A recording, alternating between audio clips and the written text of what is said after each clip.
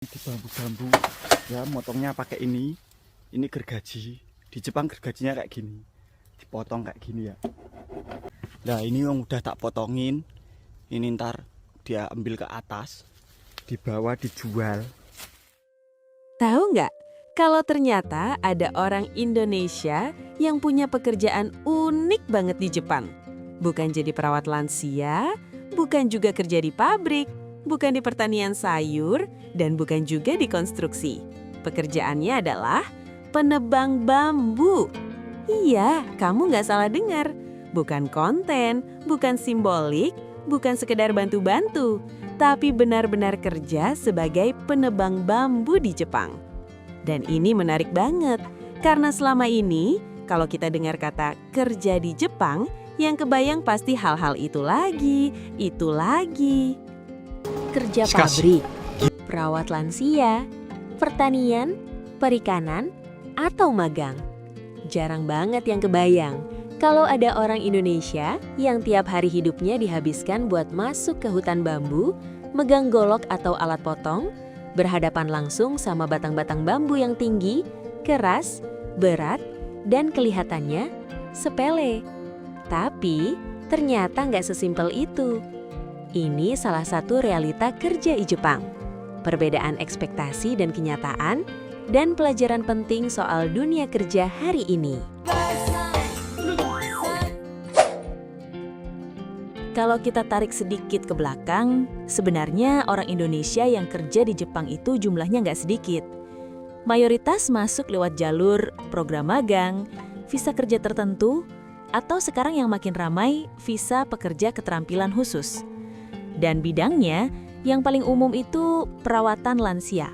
Kerjaannya ngerawat orang tua Jepang, mulai dari bantu makan, bantu jalan, bantu mandi, sampai nemenin ngobrol. Terus ada juga kerja pabrik. Pabrik makanan, pabrik otomotif, pabrik elektronik. Kerjanya repetitif, tapi terstruktur. Dan biasanya jam kerjanya ketat. Ada juga pertanian, nanam sayur, panen, ngerawat ladang, kerja di greenhouse. Dan beberapa di bidang konstruksi, restoran, dan kebersihan. Semua itu valid, semua itu kerja keras.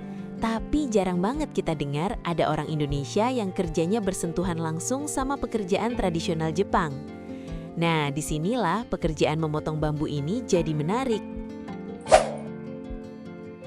Sekarang kita masuk ke inti, pekerjaan memotong bambu. Buat orang awam mungkin kelihatannya kayak, ya elah, cuma motong bambu doang. Tapi di Jepang, bambu itu bukan sekedar tanaman liar. Bambu itu bahan penting. Dipakai buat bahan bangunan tradisional, kerajinan tangan, alat rumah tangga, dekorasi, alat pertanian, bahkan untuk keperluan budaya dan ritual tertentu. Jepang punya banyak hutan bambu, dan bambu kalau dibiarkan bisa jadi masalah. Tumbuhnya cepat, akar-akarnya agresif, bisa ngerusak lingkungan sekitar. Makanya bambu harus dikelola, dipilih, dipanen, dipisahkan. Dan disinilah ada orang Indonesia yang terlibat langsung. Bukan cuma jadi tenaga kasar, tapi benar-benar jadi bagian dari proses pengelolaan bambu. Kerjanya masuk ke area bambu, menentukan bambu mana yang sudah waktunya dipotong, motong dengan teknik tertentu, ngatur arah jatuh, ngangkat, ngumpulin. Kerja fisik berat, bukan kerja estetik buat foto-foto doang. Dan yang bikin menarik, orang Indonesia ini harus belajar budaya kerja Jepang di bidang yang sangat spesifik. Disiplin, presisi, keselamatan. Salah potong bisa bahaya, salah teknik bisa celaka.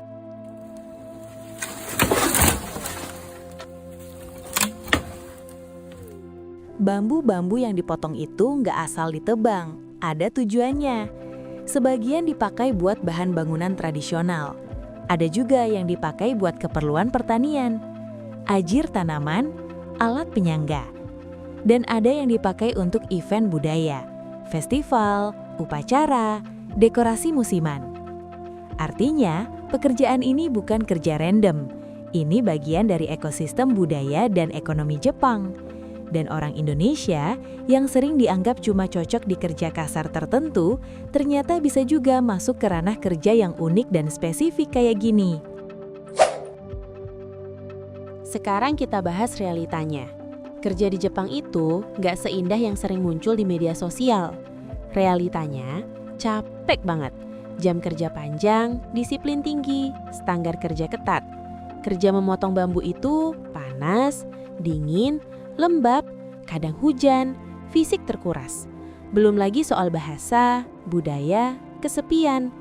Banyak orang berangkat ke Jepang bawa ekspektasi, gaji besar, hidup enak, kerja rapi. Tapi realitanya, gaji besar iya, tapi biaya hidup juga besar. Kerja rapi iya, tapi tekanan mental juga tinggi. Dan kerja unik kayak motong bambu ini justru sering gak kelihatan keren di mata orang. Gak viral, gak estetik, tapi real. Dan itu yang sering bikin shock. Banyak orang hari ini gak siap sama gap antara apa yang mereka bayangkan sama apa yang mereka jalani. Kita sering mikir, yang penting kerja di luar negeri. Tapi lupa nanya, siap gak capeknya? Siap gak sendirinya? Siap gak kerja yang gak sesuai gengsi? Orang Indonesia yang kerja motong bambu ini secara gak langsung ngajarin satu hal penting. Kerja itu soal bertahan, bukan soal pamer. Soal tanggung jawab, bukan soal terlihat keren. Di dunia kerja hari ini, kerja unik atau kerja biasa itu sebenarnya bukan masalah utama. Yang lebih penting, apakah kamu mau belajar? Apakah kamu mau adaptasi? Apakah kamu mau rendah hati? Kadang, jalan hidup kita nggak sesuai rencana. Bisa jadi kamu kuliah tinggi, tapi kerjaannya nggak sesuai jurusan. Bisa jadi kamu punya mimpi besar, tapi realitanya harus mulai dari kerja yang dianggap sepele. Dan itu nggak apa-apa. Yang bahaya itu kalau kamu berhenti jalan karena gengsi. Orang Indonesia yang kerja motong bambu di Jepang nggak sedang kalah. Dia sedang bertahan, sedang belajar, sedang hidup. Dan di dunia hari ini, itu sudah lebih dari cukup. Jadi lain kali, kalau kamu dengar ada orang Indonesia kerja sebagai penebang bambu di Jepang, jangan ditertawakan. Karena di balik pekerjaan itu, ada perjuangan, ada adaptasi, dan ada keberanian buat jalan di jalur yang gak biasa. Kalau kamu suka pembahasan kayak gini, soal hidup, soal kerja, soal realita yang jarang dibahas, jangan lupa subscribe. Kita ngobrol lagi di video selanjutnya. Tenang, pelan-pelan, karena hidup bukan perlombaan. Jangan lupa like, komen, share, dan subscribe. Sampai jumpa di video berikutnya.